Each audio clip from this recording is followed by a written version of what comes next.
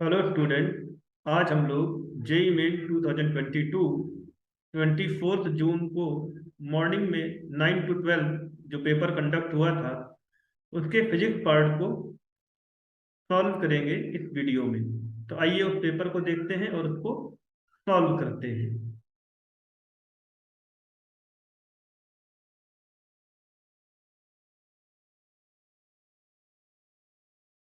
ये पहला प्रॉब्लम है, इसे आप देख सकते हैं। ये बल्क मॉडुलस पे है। The bulk modulus of a liquid is 3 × 10⁻⁻10 newton per metre square. The pressure required to reduce the volume of the liquid by 2% is। और चार ऑप्शन आपको दे रखे हैं। 3 × 10⁸ Newton per metre square, 9 × 10⁸ Newton per metre square, 6 × 10⁸ Newton per metre square और 12 × 10⁸ Newton per metre square. अब देखिए, सबसे पहले आप इस बात को याद कर लीजिए कि बल्क मॉडुलस जो होता है वो क्या होता है, minus delta P divided by delta V upon V. तो बल्क मॉडुलस जो है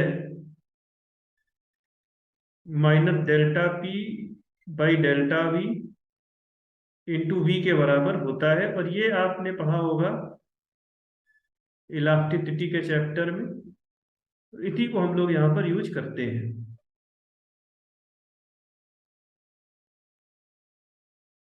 तो ये देखें, डेल्टा पी को आप लिख सकते हैं इसी फॉर्मूले की हेल्प से, minus delta V by V into B.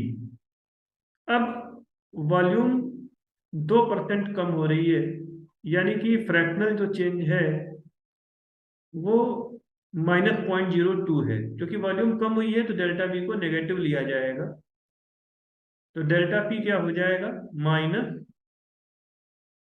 Into -0.02, ये डेल्टा वी बाई वी की वैल्यू हो गई, इंटू बल्क मॉडुलस का value 3 × 10⁻10 Newton per metre square. तो अब आप इसको सॉल्व करेंगे, आपको आंसर मिल जाएगा कितना, 6 × 10⁸ न्यूटन पर मीटर स्क्वायर। और इसका सही ऑप्शन हो जाएगा ये। ठीक है जी, तो ये पहला वाला हो गया।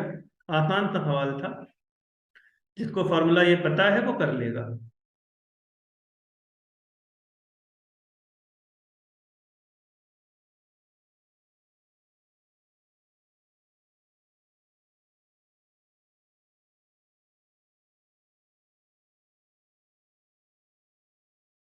ऑल राइट, अब प्रॉब्लम 2 पे आ जाते हैं।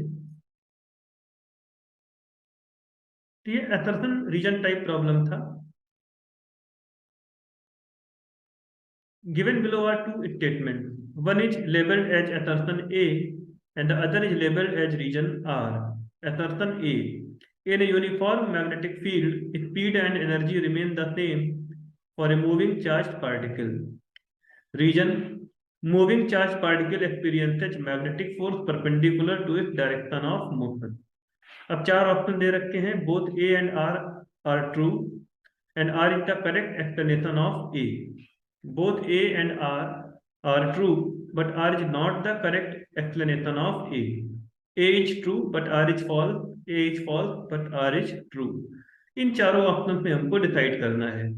तो सबसे पहले देखिए क्या दे रखा है हमें, यूनिफॉर्म मैग्नेटिक फील्ड में स्पीड और एनर्जी, एनर्जी का मतलब यहाँ पे काइनेटिक एनर्जी होगा, remain the same for a moving charge particle.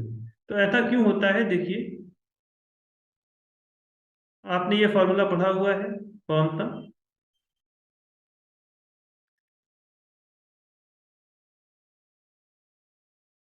F equal to Q B cross B. ये जो फॉर्मूला है ये मैग्नेटिक फोर्स के बारे में बताता है कि मैग्नेटिक फोर्स का वेलोसिटी और मैग्नेटिक फील्ड के साथ क्या रिलेशन है, क्योंकि ये क्रॉस प्रोडक्ट है वेलोसिटी और फील्ड का। तो जो मैग्नेटिक फोर्स होगी वो परपेंडिकुलर टू वेलोसिटी रहेगी। अब पावर की डेफिनेशन क्या है, power is F dot V. तो अगर फोर्स और वेलोसिटी के बीच में एंगल 90 डिग्री है तो एफ वी कॉस 90 हो जाएगा 0। यानी कि मैग्नेटिक फील्ड का पावर 0 है। तो अगर मैग्नेटिक फील्ड का पावर 0 है तो ये कह सकते हैं कि no work is done on the charge particle by the magnetic field. अब यदि मैग्नेटिक फोर्स कोई वर्क ही नहीं कर रही है चार्ज पार्टिकल पे, तो फिर वो उसकी काइनेटिक एनर्जी या स्पीड को चेंज नहीं कर सकती है। तो speed and kinetic energy will not change. तो यहाँ पर जो बेस्ट ऑप्शन है वो ऑप्शन ए है। स्टेटमेंट ए भी करेक्ट है, उसका रीजन भी करेक्ट है, असर्शन और रीजन दोनों करेक्ट है। और जो रीजन दिया गया है वो असर्शन का सही तरीके से एक्सप्लेन करता है। तो option A is the correct answer here. अब आ जाते हैं क्वेश्चन नंबर 3 पे। तो पहले देखते हैं थर्ड प्रॉब्लम है क्या।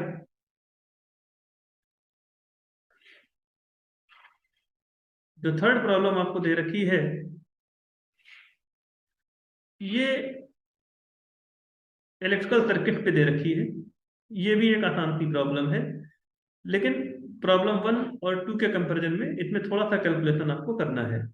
Two identical cells, each of EMF 1.5 volt, are connected in parallel across a parallel combination of two resistors, each of resistance 20 ohm। तो 1.5 वोल्ट के दो सेल हैं, दोनों का ईएमएफ 1.5 वोल्ट दे रखा है, उनको पैरेलल में कनेक्ट किया गया है। और एक पैरेलल कॉम्बिनेशन है 20 ओम के दो रेजिस्टेंसेज का। A voltmeter is connected in a voltmeter connected in the circuit measures 1.2 volt. The internal resistance of each cell is, ये हमसे पूछा जा रहा है। तो देखिए यहाँ पर है क्या कि दो सेल्स हैं आपके पास,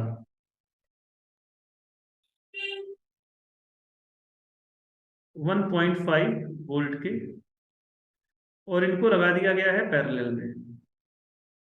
तो आइडेंटिकल है दोनों sales.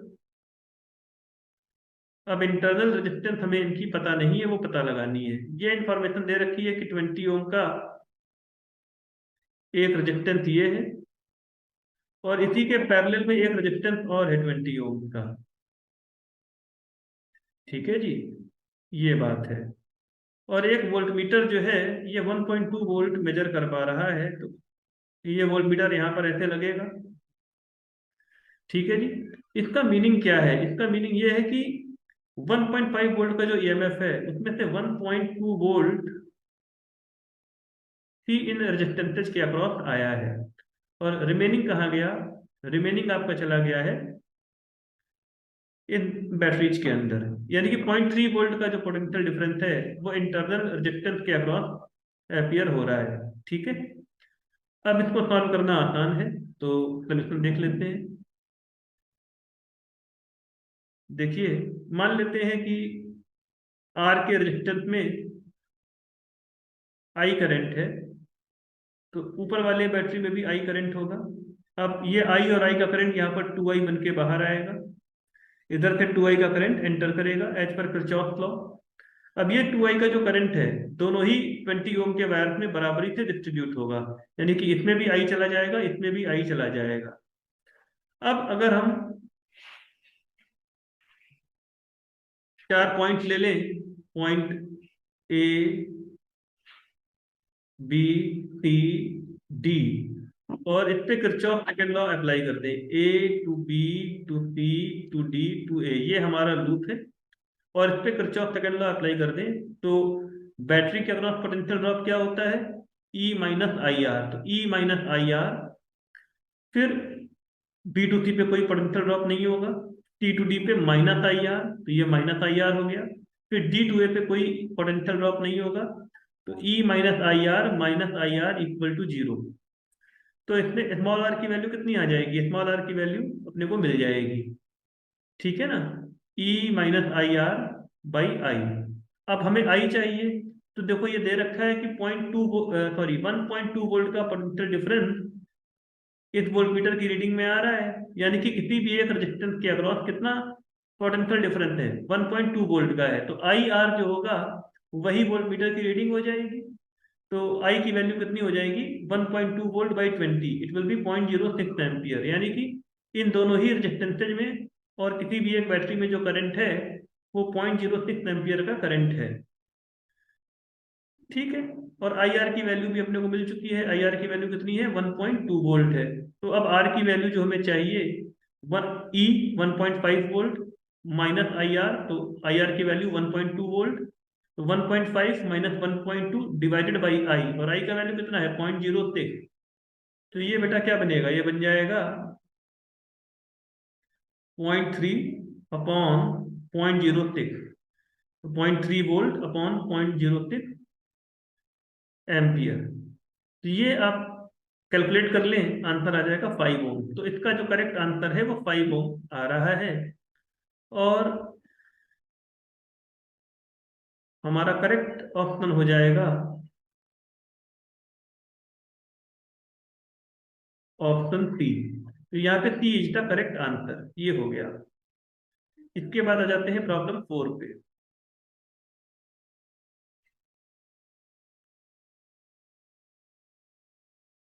Identify the pair of physical quantities which have different dimensions: wave number and Rydberg constant, stress and coefficient of elasticity, coercivity and magnetization, specific heat capacity and latent heat। तो यहाँ पे option D ही correct answer होगा। ये theoretical problem है। अब इसको समझने के लिए स्पेसिफिक हीट कैपेसिटी का यूनिट क्या है और लेटेंट हीट का यूनिट क्या है वो आप याद कर लें। तो देखिए, स्पेसिफिक हीट कैपेसिटी का जो यूनिट है वो होता है जूल पर केजी और पर केल्विन। जबकि लेटेंट हीट का यूनिट क्या है? जूल पर केजी। ठीक है ना? तो इसी से क्लियर है कि इन दोनों का यूनिट अलग अलग है। अब यूनिट अलग है तो डायमेंशन भी अलग होगा। और D will be the correct answer for problem number 4। बाकी ए बी सी में डायमेंशन सेम रहेंगे, ये आप थ्योरेटिकली वेरीफाई कर सकते हैं। फिर problem 5। A projectile is projected with a velocity of 25 meters per second at an angle theta with the horizontal. After t seconds, its inclination with the horizontal becomes 0. If r represents the horizontal range of the projectile, the value of theta will be। और चार option दे रखे हैं, option A, B, सी और D. तो चलिए इसको solve करते हैं।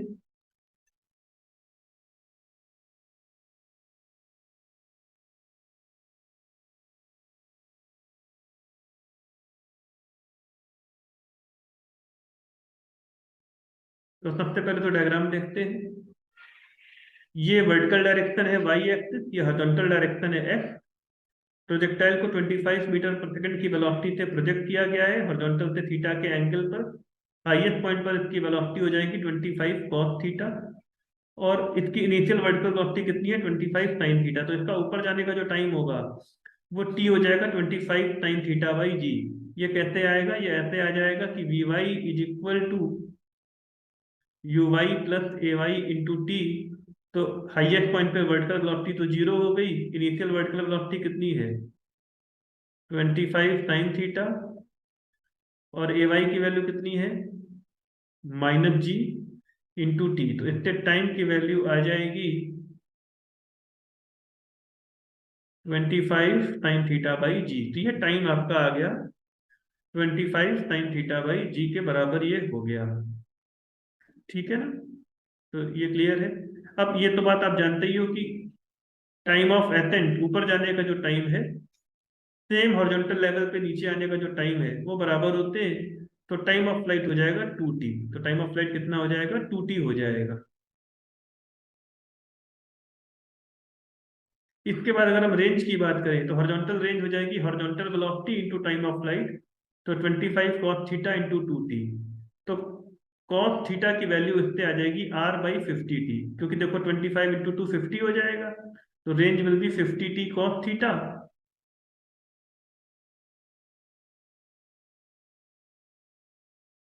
और cos थीटा की वैल्यू कितनी आ जाएगी? r/50t।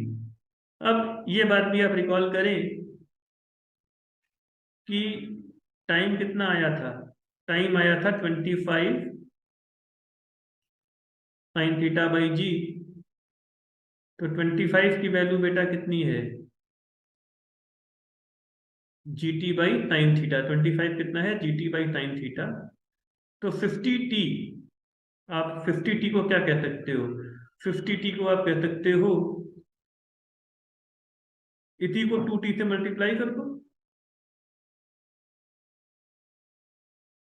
ये क्या बनेगा? 2g t²। तो 50t की वैल्यू कितनी हो गई? 2g t² by sine theta.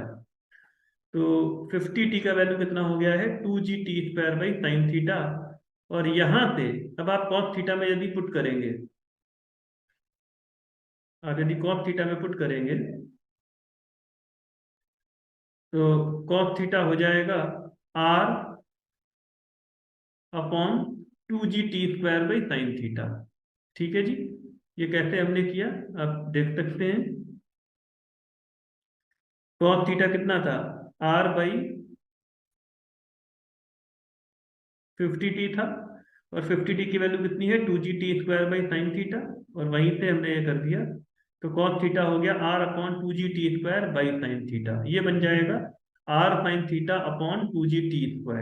अब ये R sine theta by 2g t² बन गया, तो साइन थीटा को आप लेफ्ट हैंड साइड में ले आओ, cos theta by sine theta is R by 2g t², जी का वैल्यू 10, तो cos theta by sine theta is R by 20t² आ गया। और इससे थीटा की वैल्यू आ जाएगी cot inverse R by 20t², और थीटा की वैल्यू अगर cot inverse R by 20t² है, तो करेक्ट ऑप्शन जो होगा, करेक्ट ऑप्शन हो जाएगा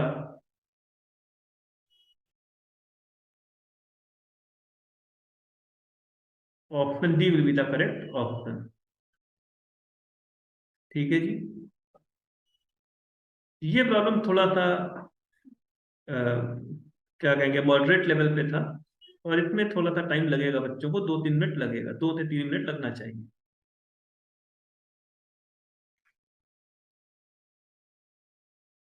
फिर next, a block of mass 10 kg starts sliding on a surface with an initial velocity of 9.8 meters per second. The coefficient of friction between the surface and the block is 0.5. The distance covered by the block before coming to rest is। अब देखो इसमें सीधी सी बात है, ये आपका horizontal surface है, ये block को यहाँ पे हमने प्रोजेक्ट किया इनिशियल वेलोसिटी u से, और मान लीजिए यहाँ आकर वो रेस्ट पे आ गया। अब ये हो गया मान लीजिए डिस्प्लेसमेंट। अब इस ब्लॉक पे फोर्सेज क्या है, इसका वेट है mg, इसका नॉर्मल रिएक्शन है n, और फ्रिक्शन है F। F is equal to mu mg, और मान लेते हैं कि हॉरिजॉन्टल डायरेक्शन में एक्सेलरेशन है a, तो this will be equal to ma, therefore a will be equal to mu g. तो जो इसका एक्सेलरेशन है यानी कि रिटार्डेशन, यहाँ पर जिस रेट से स्पीड कम होगी वो म्यू जी के बराबर है। फिर आप अप्लाई कर दीजिए v² is u² minus 2as, और v² तो भाई जीरो ही है, तो f की वैल्यू कितनी आ जाएगी, u² बाई 2a, तो that will B 9.8 into 9.8 upon 2। अब म्यू जी का वैल्यू कितना होगा, 0.5 इंटू 9.8। ठीक है, यहाँ पे मीटर पर सेकंड का स्क्वायर होगा, और यहाँ पे मीटर पर सेकंड स्क्वायर होगा। तो अब जो करेक्ट आंसर होगा, करेक्ट आंसर आ जाएगा 9.8 मीटर, और इसका सही जवाब हो जाएगा ऑप्शन बी। तो ये प्रॉब्लम ऐसे सॉल्व हो गया। इसके बाद आ जाते हैं,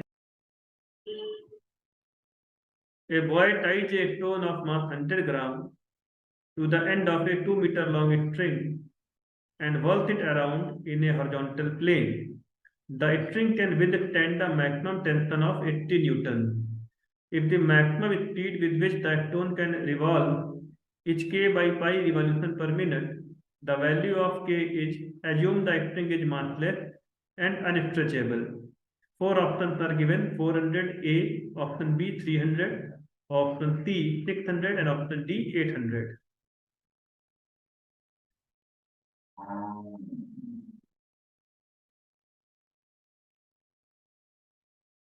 तो हमारे पास क्या है बच्चों, प्रॉब्लम 7 में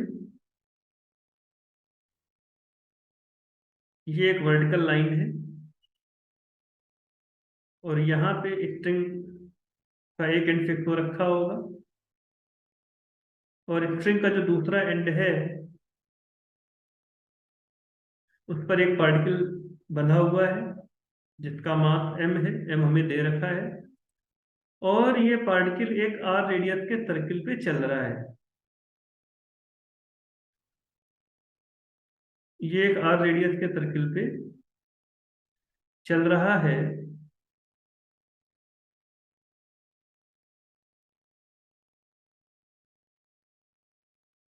ठीक है जी। सर्किल का जो रेडियस है वो आर के बराबर है।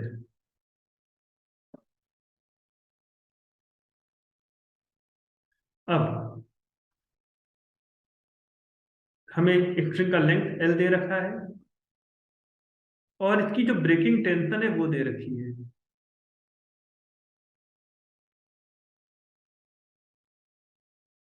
ठीक है।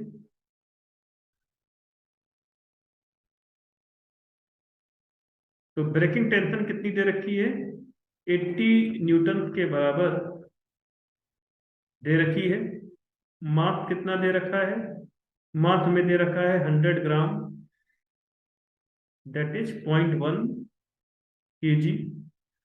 स्ट्रिंग का जो लेंथ है एल, एल हमें दे रखा है 2 मीटर। और ये दे रखा है कि इसकी जो मैक्सिमम एंगुलर स्पीड है,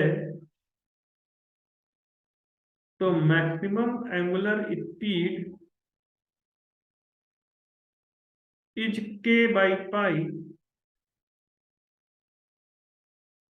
रिवॉल्यूशन पर मिनट। और अब हमसे पूछा जा रहा है कि k की वैल्यू कितनी है। k की वैल्यू कितनी है? तो सबसे पहले हम इसका ओमेगा निकालेंगे। ओमेगा है मान लीजिए रेडियन पर सेकंड में, और एंगुलर स्पीड दे कितनी रखी है? k/पाई रिवॉल्यूशन पर मिनट। तो ये बात याद रखें कि एक रिवॉल्यूशन में होते हैं 2 पाई रेडियन, और 1 मिनट में होते हैं 60 सेकेंड। तो ओमेगा आपका आ जाएगा k/पाई, 1 रिवॉल्यूशन की जगह 2 पाई रेडियन बाई 60 सेकेंड। तो ओमेगा आपका आ जाएगा बच्चों, 2 पाई से पाई कैंसिल कर दो और 2 से कटोगे 60 को तो 30 आ जाएगा। तो omega will be equal to k/30 radian per second. ठीक है जी। देयरफॉर जो k है वो एक तरह से 30 ओमेगा के बराबर है। k किसके बराबर है? 30 ओमेगा के। अब अगर हम ओमेगा की वैल्यू निकाल दें, फिर k का वैल्यू तो आ ही जाना है। ठीक है। अब मान लेते हैं कि स्ट्रिंग में जो टेंशन है वो F के बराबर है, और मान लेते हैं कि ये एंगल थीटा है। अब F का जो वर्टिकल कंपोनेंट है वो F cos थीटा है, और बॉल M का जो वेट है वो mg डाउनवर्ड है। और F का जो हॉरिजॉन्टल कंपोनेंट है वो है F sin थीटा। तो अब जो सेंट्रीपिटल एक्सेलरेशन होगा, तो सेंट्रीपिटल एक्सेलरेशन कितना होगा? r omega square. तो अब ध्यान से देखिए L और R में क्या रिलेशन है। तो आप एक ट्रायंगल को देख सकते हैं। ये लेंथ L है, ये एंगल थीटा है, और ये लेंथ R है, ये एंगल 90 है। तो क्लियर बात है भाई कि साइन थीटा जो होगा वो r/L होगा। तो R will be equal to L sine theta. R कितना हो जाएगा? L sine theta. तो एक तो ये बात हो गई कि R is equal to L sine theta. तो जो सेंट्रीपिटल एक्सेलरेशन है r ओमेगा स्क्वायर, वो हो जाएगा L sine theta omega square. अब इससे क्या होगा बच्चों कि F का जो हॉरिजॉन्टल कंपोनेंट है F साइन थीटा, यही प्रोवाइड करेगा आपको सेंट्रीपिटल फोर्स। तो this will be equal to m into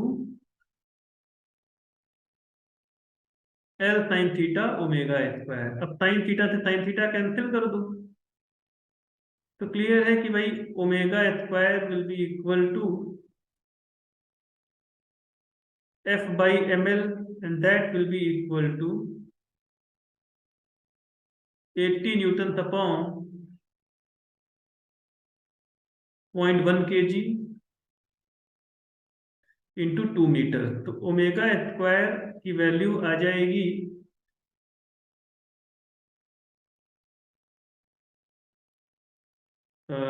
80/2 40 हो जाएगा, 40/0.1 400। तो 400 रेडियन पर सेकंड का स्क्वायर। तो ओमेगा की वैल्यू आ जाएगी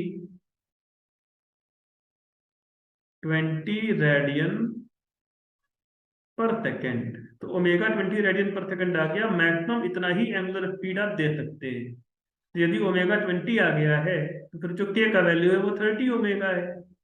तो 30 × 20 कितना हो जाएगा? That will be equal to 60। तो इस तरह से इस प्रॉब्लम नंबर 7 का जो आंसर है वो हो जाएगा 30 × 20 600, सॉरी। तो आंसर इसका हो जाएगा 30 × 20 600। Correct answer will be option C. तो ये हो गया। इसके बाद प्रॉब्लम 8 पे आ जाते हैं।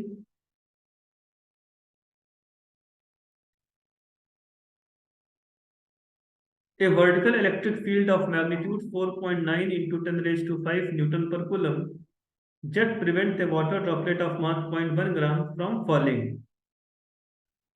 The value of charge on the droplet will be, ये चार ऑप्शन है, A, B, C और D। इनमें से हम डिसाइड करेंगे।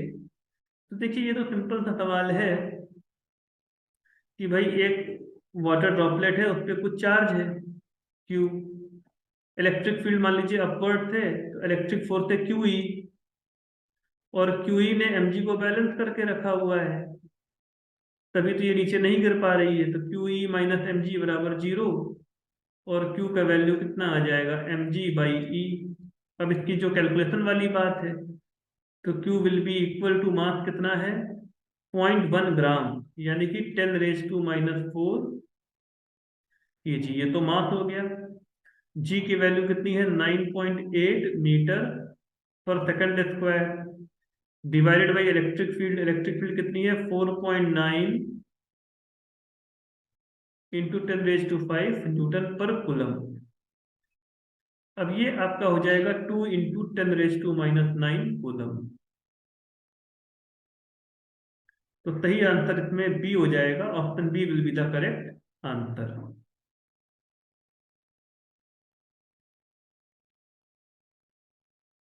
एट्थ का करेक्ट आंसर है option B.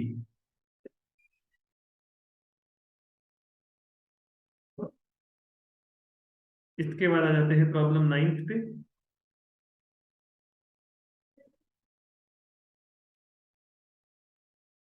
A particle experiences a variable force F equal to 4x i cap plus 3y² j cap.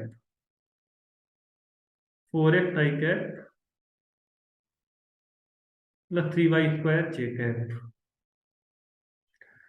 Assume distances in meters and force in Newton. If the particle moves from point 1, 2 to point 2, 3 in the xy plane, the kinetic energy changes by A 50 joule, B 12.5 joule, C 25 joule, D 0 joule। अब देखिए xy plane में particle चल रहा है, मान लीजिए वो ऐसे चल रहा है, किसी समय वो यहाँ पे था और यहाँ पे आ गया। अब इसका जो डिस्प्लेसमेंट है वो मान लीजिए ये है वेक्टर डी आर, और इसका एक एक्स कंपोनेंट होगा dx और एक वाई कंपोनेंट होगा dy। तो आप ये तो कह ही सकते हो ना भाई कि जो वेक्टर dr है वो dx i cap plus dy j cap है। तो work done on the particle F dot dr होता है। अब एफ डॉट dr करोगे तो आ जाएगा 4x dx plus 3y² dy। और जो वर्क डन होगा वही चेंज इन काइनेटिक एनर्जी के बराबर होगा इस स्टेप में। तो जो टोटल काइनेटिक एनर्जी में चेंज आएगा वो वर्क डन के बराबर हो जाएगा। And delta K will be equal to integration of D W. अब इसी चीज को सॉल्व कर लेते हैं। तो देखिए डीके की वैल्यू इतनी तो आ ही चुकी है, 4x dx plus 3y² dy। तो डेल्टा के क्या हो गया, 4 integration of x dx from 1 to 2, क्योंकि x की वैल्यू 1 से 2 तक जा रही है, plus 3 integration of y² dy from 2 to 3, क्योंकि y का वैल्यू 2 से 3 तक जा रहा है। अब x का इंटीग्रेशन क्या है, x² by 2, और y² का क्या है, y³ by 3। अब ये जा रहा है फ्रॉम 1 to 2 और ये जा रहा है फ्रॉम 2 to 3।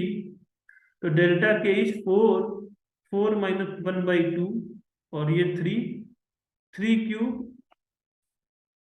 अच्छा 3 कैंसिल हो गया, तो 3 क्यूब हो गया 27 और 2 क्यूब हो गया 8। ये आपका 25 जूल आंसर आ जाएगा। तो डेल्टा के यहाँ पे हो जाएगा 25 जूल, इसको सॉल्व करने पे आ जाएगा। क्योंकि देखिए 4 - 1/2, 4 × 3/2 6 हो गया, और 27 - 8 19 हो गया, तो 19 + 6 25। तो डेल्टा के आ जाएगा 25 जूल। ये प्रॉब्लम वर्क एनर्जी थ्योरम पे बेस्ड है। और वर्क एनर्जी थ्योरम क्या कहता है कि work done is equal to change in kinetic energy. उसी कॉन्सेप्ट से हमने इसको सॉल्व किया है।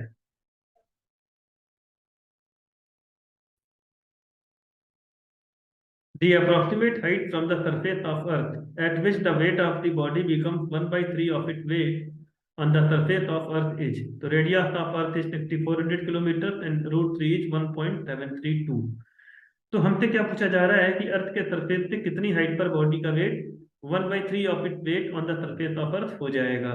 तो ये तो सीधी सी बात है कि जहाँ पे ग्रेविटेशनल फील्ड की वैल्यू 1/3 हो जाएगी, वहीं पर वेट भी 1/3 आ जाएगा। अब इसको करने के लिए हम लोग क्या करेंगे, हम जानते हैं कि ग्रेविटेशनल फील्ड क्या होती है किसी गिवन हाइट पे, इट इज G/1 + h/r का स्क्वायर। और इसी को आप कर दोगे किसके बराबर, G/3 के। तो बाई कंपैरिजन 1 + h/r का स्क्वायर कितना आ जाएगा, 1 + h/r का स्क्वायर आ जाएगा 3, या 1 + h/r की वैल्यू आ जाएगी √3, या h की वैल्यू आ जाएगी √3 - 1 × r। तो अब h की वैल्यू आ जाएगी √3 - 1 × r। तो √3 की वैल्यू है 1.732। तो अकॉर्डिंगली एच की वैल्यू आ जाएगी 0.732 × 6400 kilometre, and that will B 4684.8 kilometre. तो जो करेक्ट आंसर होगा वो 4685 किलोमीटर हो जाएगा। और करेक्ट आंसर हमारा आ जाएगा,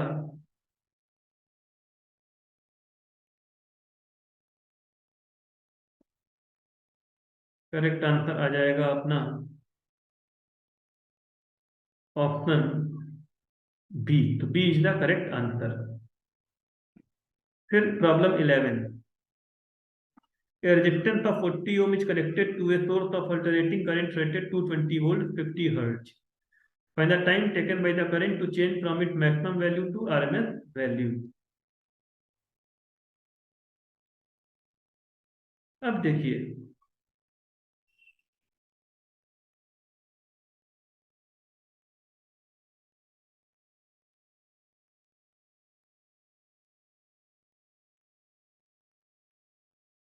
मान लेते हैं करंट की फॉर्म ये है I0 sin ω t + ϕ। को हम कह सकते हैं थीटा, थीटा हो गया फेज। फिर जब टाइम की वैल्यू t1 है, तब θ1 की वैल्यू है ω t1 + ϕ, और वो वैल्यू है मान लीजिए π/2। इस समय साइन θ1 होगा, साइन π/2 1, तो करंट अपनी पीक वैल्यू पे होगा I = I0 पे। इसके बाद टाइम थोड़ा बढ़ा, टाइम हो गया t1 + Δt, और उस समय θ2 हो जाएगा ω t1 + ω∆t + ϕ। अब ω t1 + ϕ की वैल्यू तो π/2 पहले ही लिख रखी है, और जो ω∆t है ये हो जाएगा π/4। तो क्योंकि साइन π/4 1/√2 होता है, देखो ये बात आप जानते हो कि साइन π/2 + π/4 इज 1/√2, और हमें 1/√2 ही वैल्यू चाहिए, क्योंकि हमें I को I0/√2 करना है। तो हम ω∆t की वैल्यू को कितना मान लेंगे, π/4।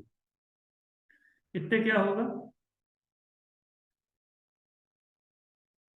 जब ω∆t की वैल्यू को π/4 मान लिया, तो 2π × 50, ओमेगा कितना है 2πf भाई। देखो ये भी समझो आप, एफ दे रखा है 50 हर्ट्ज।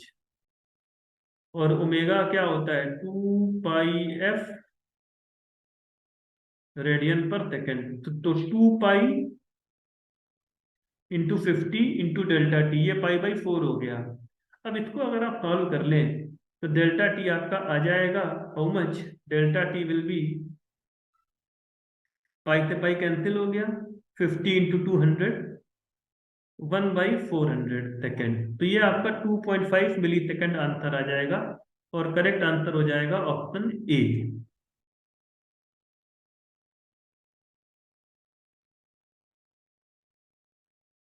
इसका करेक्ट आंसर हो जाएगा option A.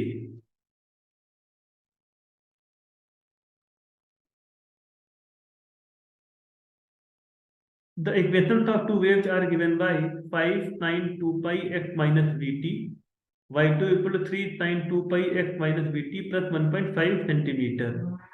These waves are simultaneously passing through a string. The amplitude of the resulting wave is, अब देखिए पहली वेव का फेज कितना है, पहली वेव का फेज है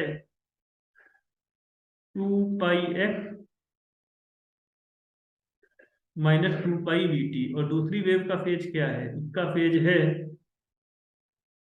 2 पाई x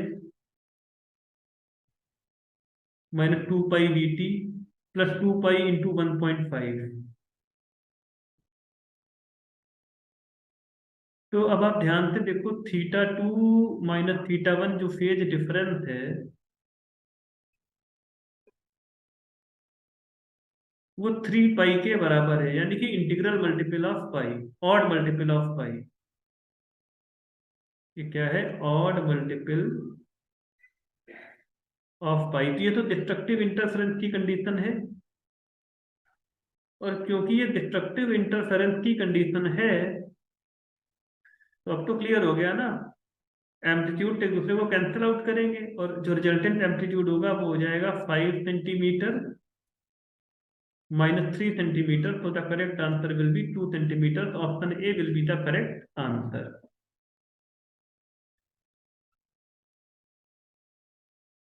ठीक है जी, ये हो गया।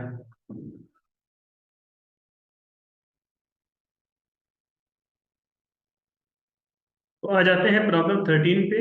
ये है इलेक्ट्रोमैग्नेटिक वेव्स के टॉपिक पे। A plane electromagnetic wave travels in a medium of relative permeability 1.61 and relative permittivity 6.44. If magnitude of the magnetic intensity is 4.5 into 10 raised to minus 2 ampere per meter at a point, what will be the approximate magnitude of the electric field intensity at that point, given permeability of free space mu naught and speed of light in vacuum? ये अपने को दे रखा है। तो देखें बच्चों, speed of light जो होती है वैक्यूम में वो इसके बराबर होती है, ये फॉर्मूला आप जानते हो, ठीक है। और किसी भी और मीडियम में जो स्पीड ऑफ लाइट होगी वो इस फॉर्मूले से आएगी। और ये क्या होगा, देखिए म्यू हो जाएगा mu not into mu R, where mu R is the relative permeability, और ई एप्सिलॉन हो जाएगा epsilon not into epsilon R, where epsilon R क्या है, ये है रिलेटिव परमिटिविटी। अब इसको आप इस फॉर्म में लिख सकते हो फिर, V is equal to C upon square root of mu R into epsilon R, और V को ये भी लिखा जा सकता है E अपॉन B। तो आपको चाहिए क्या, आपको E का वैल्यू चाहिए। E का वैल्यू हो जाएगा B into C divided by square root of mu R into epsilon R. अब ये कैलकुलेशन हम लोग कर लेते हैं। तो देखिएगा, यहाँ पर मैंने कैलकुलेट कर रखा है। बी का वैल्यू पुट कर दिया 4.5 into 10 raise to minus 2, C का वैल्यू पुट कर दिया 3 into 10 raise to 8, square root of 1.61 into 6.44। अब ये सोल्यूशन निकालने के लिए ये कैलकुलेशन आपको करनी होगी। इस कैलकुलेशन को करने के बाद आपको आंसर मिल जाएगा 4.2 इंटू 10⁻6 न्यूटन पर कूलम। और ये कैलकुलेशन करने में आपको टाइम लगेगा, तो कैलकुलेशन की प्रैक्टिस करना बहुत जरूरी है। जो बच्चे ऐसा करते हैं कि एग्जाम के समय कैलकुलेट कर लेंगे और घर पे जब प्रैक्टिस करते हैं तो कैलकुलेशन अपने पूरी कंप्लीट नहीं करते, वो बच्चे एग्जाम में परेशानी उठाएंगे। तो बहुत इंपॉर्टेंट है कि जो भी न्यूमेरिकल आप सॉल्व कर रहे हैं, जो भी कैलकुलेशन आ रहा है, कैलकुलेशन करने में जो टाइम लग रहा है वो टाइम का वेस्टेज नहीं है, वो इन्वेस्टमेंट है आपके टाइम का, और वो आप जरूर करें, ये ध्यान रखें। 13th का करेक्ट आंसर कोई भी नहीं है। ये इसमें एक खास बात है, A B C D चारों ऑप्शन जो दे रखे थे वो चारों ऑप्शन गलत थे, और यहाँ पे बोनस मार्क मिलना चाहिए बच्चे को, यही मेरा ओपिनियन है।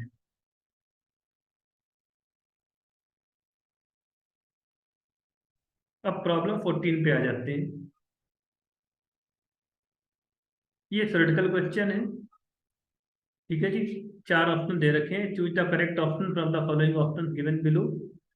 इन the ground state of Rutherford model, electrons are in stable equilibrium, while in Thomson's model electrons always experience a net force. An atom has a nearly continuous mass distribution in a Rutherford model, but has a highly non-uniform mass distribution in Thomson's model. A classical atom based on Rutherford model is doomed to collapse. The positively charged part of the atom possesses most of the mass in Rutherford model, but not in the Thomson's model. अब ये चारों options का जवाब देने के लिए ये जरूरी है कि थॉमसन मॉडल और रदरफोर्ड का जो मॉडल है वो आपने ठीक से पढ़ रखा हो। इसका जो करेक्ट आंसर होगा वो होगा ऑप्शन सी, और इसके लिए मैं आपको यही एडवाइस करूंगा कि जो रदरफोर्ड का मॉडल है और जो थॉमसन मॉडल है इसको एक बार आप पूरा रीड करें। और इसके लिए मैं एक सेपरेट वीडियो बनाऊंगा जिसमें मैं इन दोनों का थ्योरी आपको बताऊंगा, तो उसको आप देख सकते हैं। वैसे बहुत सारे वीडियो जैसे अवेलेबल हैं यूट्यूब पर जिनमें रदरफोर्ड का मॉडल और थॉमसन मॉडल दोनों अच्छे से समझाया गया है, तो वहां पे भी आप देख सकते हैं। फिर problem 15। Nucleus A is having mass number 220 and its binding energy per nucleon is 5.6 mega electron volt. It is splitting into fragments B and C of mass number 105 and 115. The binding energy of the nucleons in B and C is 6.4 mega electron volt per nucleon. The energy released per fission will be। अब देखिए इसमें तो एक simple सा result आपको पता होना चाहिए कि Q वैल्यू क्या होती है। It is the binding energy of product minus binding energy of reactant. तो प्रोडक्ट की बाइंडिंग एनर्जी क्या होगी, 6.4 mega electron volt multiplied by 105 plus 115, और रिएक्टेंट की बाइंडिंग एनर्जी क्या होगी 5.6 mega electron volt multiplied by 220। तो this will be equal to 0.8 mega electron volt multiplied by 220, so that will be 176 mega electron volt, और correct answer यहाँ पे D हो जाएगा। ठीक है जी, तो इसका करेक्ट आंसर कितना हो गया, डी हो गया। फिर a base band signal of 3.5 megahertz frequency is modulated with a carrier signal of 3.5 gigahertz frequency using amplitude modulation method. What will be the minimum size of the antenna required to transmit the modulated signal? अब देखिए इसमें simple सी बात है कि carrier wave की जो frequency है वो 3.5 गीगाहर्ट्ज है, जबकि एफएम जो है वो 3.5 मेगाहर्ट्ज है। तो जो साइड बैंड फ्रीक्वेंसीज होंगी वो F C minus F M और F C plus F M यही रहेंगी, पर ये दोनों नियरली इक्वल टू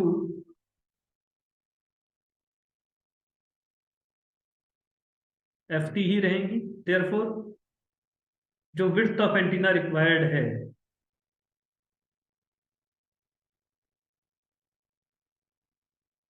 जिससे कि सिग्नल को प्रॉपरली रीड किया जा सके वो λ/4 है, and that will B p speed of light upon 4 into carrier wave frequency, तो ये हो जाएगा 3 × 10⁸ मीटर पर second divided by 4 × 3.5 into width of antenna required λ/4 हो जाएगा c/4 तो दैट विल बी 3 × 10⁸ मीटर पर सेकेंड डिवाइडेड बाई 4 × 3.5 इंटू 10⁹ पर सेकेंड। अब इसको अगर आप सिंप्लीफाई करोगे तो आपका जो आंसर है वो 21.4 mm के आसपास आएगा, तो करेक्ट आंसर यहाँ पे सी हो जाएगा। ठीक है जी, ये हो गया। इसके बाद प्रॉब्लम 17 पे आ जाते हैं। A Carnot engine whose heat sinks at 27 degrees centigrade has an efficiency of 25%. By how many degrees should the temperature of the source be changed to increase the efficiency by 100% of the original efficiency? अब देखो सीधी सी बात है, efficiency पहले कितनी दे रखी है 25%, यानी कि 1/4, और 1/4 क्या हो जाएगा 1 - T2/T1। तो T2/T1 की वैल्यू आ जाएगी 3/4 और T1 की वैल्यू हो जाएगी 4/3 इंटू T2। तो T1 हो जाएगा 4/3 इंटू T2 कितना है, अब देखो T2 है आपका 27 + 2 73,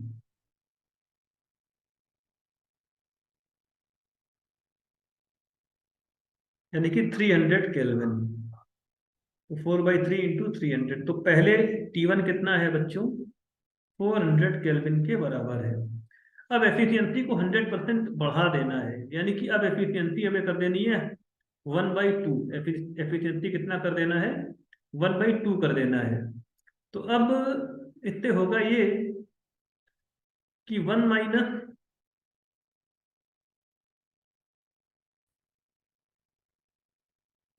- T2/T1 डैश। अब क्योंकि न्यू टेम्परेचर को मैंने मान लिया T1 डैश, तो T2/T1 डैश ये हो जाएगा 300/T1 dash, and that will be equal to half.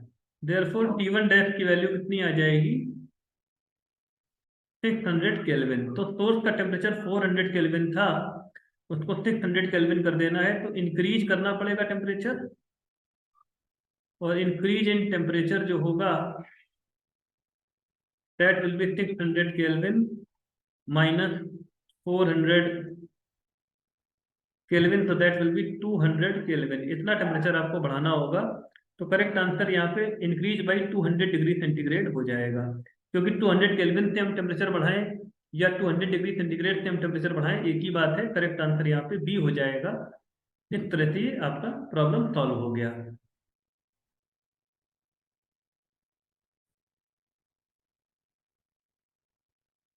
A parallel plate capacitor is formed by two plates each of area 35 centimeter square separated by 1 mm। तो दो पैरेलल प्लेट्स हैं, इनसे parallel plate capacitor बन रहा है।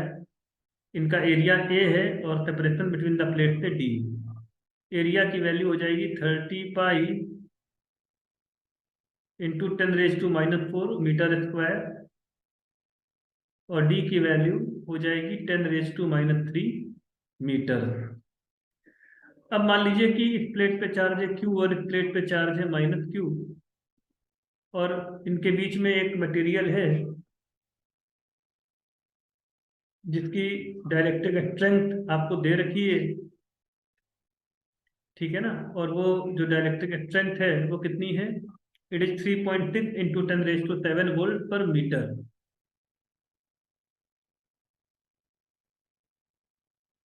एक minute बच्चों,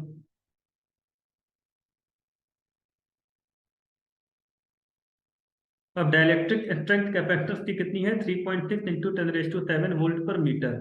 अब मान लीजिए कि कैपेसिटर पे चार्ज दे दिया गया है Q और -Q, तो यहाँ पे जो इलेक्ट्रिक फील्ड होगी, electric field will be Q by के ए एप्सिलॉन नॉट। ये फार्मूला तो आप लोगों ने पढ़ा ही होगा, ठीक है। और इसकी वैल्यू आपकी मैक्सिमम कितनी हो सकती है? 3.6 इंटू 10⁻⁷ वोल्ट पर मीटर। तो अब इससे ये बात आ जाती है कि जो आपको के पूछा जा रहा है, के कितना हो जाएगा? K will be equal to Q. Q का वैल्यू है 7 into 10⁻⁻6 coulomb, divided by 3.6 into 10⁻⁷ volt per metre. Volt per metre को आप ये भी कह सकते हो बच्चों न्यूटन पर कूलम, ठीक। एरिया की वैल्यू कितनी है? 30 पाई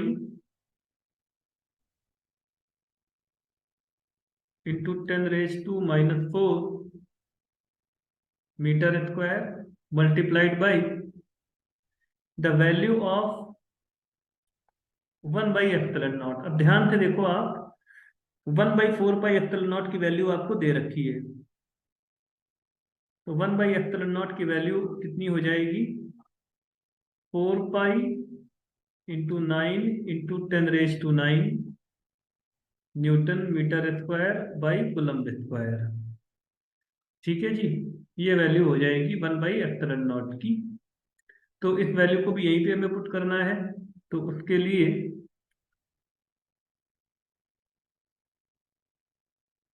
हम ऐसे कर सकते हैं, अब वैल्यूज रखनी है केवल। 1/ε0 की वैल्यू क्या है? 4π×9 into 10⁻⁹ newton metre square by coulomb square. तो अब आप ध्यान से देखें, न्यूटन से न्यूटन कट जाएगा, मीटर स्क्वायर से मीटर स्क्वायर कट जाएगा, ये कूलम्ब स्क्वायर भी कट जाएगा। और अब केवल सिंप्लीफाई करना बचा है, तो सिंप्लीफाई कर लेते हैं। देखिए 10⁻⁷ है ये 10⁻⁻4 है, तो ये बन जाएगा 10⁻3। और 10⁻3 को 10⁻9 देखोगे तो 10⁻6 इधर और 10⁻⁻6 इधर। तो ये तो देखो क्लियर बात है कि ये जो आपका है 10⁻⁻6 इंटू 10⁻9 अपॉन 10⁻⁷ इंटू 10⁻⁻4, तो इसका वैल्यू तो 1 है। ये आप खुद ही चेक कर सकते हो, ठीक है ना। इसका वैल्यू कितना है बच्चों? 1। तो इसका तो कोई काम ही नहीं रहा। तो अब देखिए के का वैल्यू सिर्फ सिंप्लीफाई में कर रहा हूं, ठीक है। तो के का वैल्यू हो जा रहा है 7 इंटू 4π×9 डिवाइडेड बाई 3.6 इंटू 30 पाई। अब इसको भी अगर आप सिंप्लीफाई करेंगे तो पाई से पाई कैंसिल हो जाएगा, 9×4 = 36 होता है, 36/3.6 हो जाएगा 10। ये सिंप्लीफाई कर लो, आपका 7/3 आ जाएगा। तो के की अप्रोक्सीमेट जो वैल्यू है, के की अप्रोक्सीमेट वैल्यू सॉल्व करने पे आ जाएगी 2.33। तो करेक्ट आंसर बच्चों यहाँ पे डी हो गया, ठीक है। तो यहाँ पर भी थोड़ी सी कैलकुलेशन थी, लेकिन इतना डिफिकल्ट नहीं था क्योंकि चीजें कैंसिल आउट हो रही है यहाँ पर, ठीक है ना। तो पर इसका लेवल भी मॉडरेट कहा जाएगा due to the calculation part.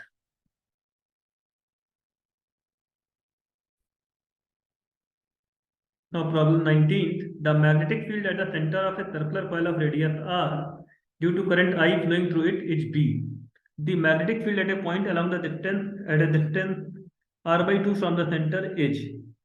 तो इसमें क्या दे रखा है 19th प्रॉब्लम में, ध्यान से देखिएगा।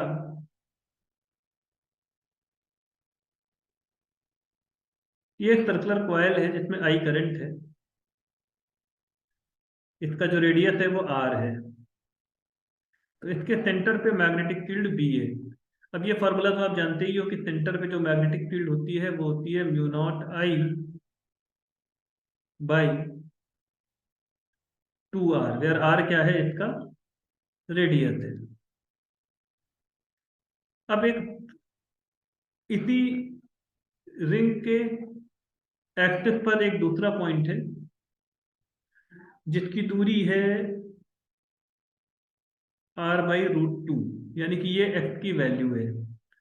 अब यहाँ पर फील्ड B1 कितनी होगी ये बताना है। करंट अभी भी I है और इस वाली रिंग का रेडियस भी r है। तो भैया देखो फील्ड का फॉर्मूला है क्या, फील्ड का फॉर्मूला है μ0I r² upon 2 r² plus x² whole raise to 3/2। तो ये क्या हो जाएगा, μ0I r² upon 2 r² plus, अच्छा r/√2 है कि r/2 है, ये मैं जरा चेक कर लेता हूँ।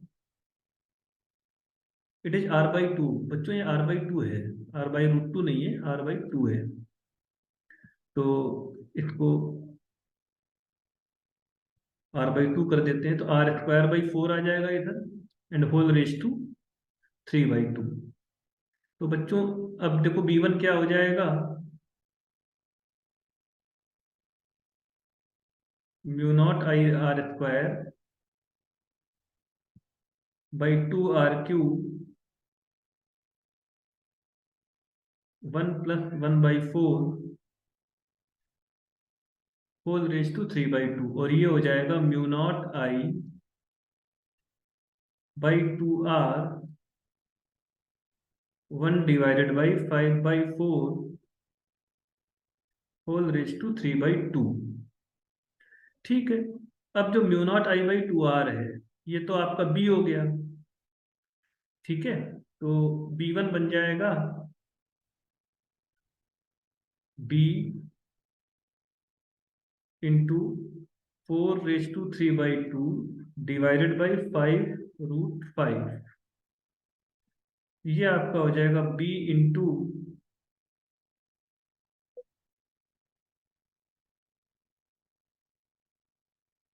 8/5, 1 मिनट,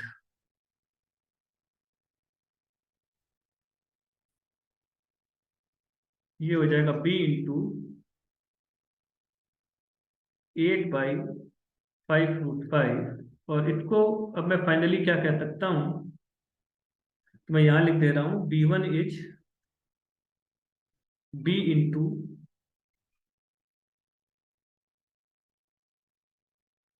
2/√5 का क्यूब। तो अब इसको अगर आप देखें तो करेक्ट आंसर क्या हो जाएगा, करेक्ट आंसर आपका हो जाएगा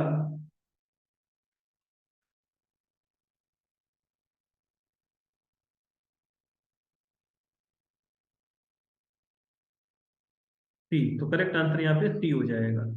तो थोड़ा सा कैलकुलेशन था और कुछ नहीं था, आसान सा सवाल था, बट कैलकुलेशन था, और कैलकुलेशन कभी कभी आपका ज्यादा टाइम खर्च करा सकता है, ये बात तय है।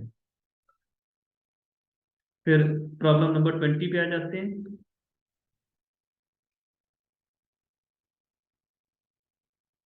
Two metallic blocks M1 and M2 of same area of cross section are connected to each other as shown in the figure। तो ये दो मेटेलिक ब्लॉक्स आप देख सकते हो, M1 और M2, दोनों का एरिया सेम है।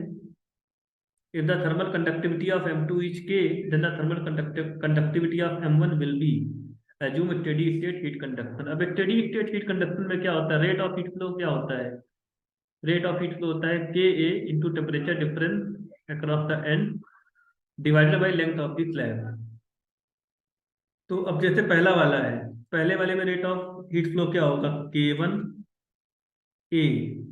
T1 की वैल्यू है 100 डिग्री सेंटीग्रेड, T2 की वैल्यू जंक्शन वाला हो जाएगा तो 80 डिग्री सेंटीग्रेड, और लेंथ की जगह आ जाएगा 16 सेंटीमीटर। दूसरे वाले स्लैब में इट विल बी KA, क्योंकि M2 का कंडक्टिविटी K है, KA, फिर टेम्परेचर डिफरेंस, तो 80 degree centigrade -0 divided by length, यह है 8 सेंटीमीटर। और ये आपका हो जाएगा, इक्वल कर देंगे इसको। तो अब इससे देखिए आएगा क्या, इससे आ जाएगा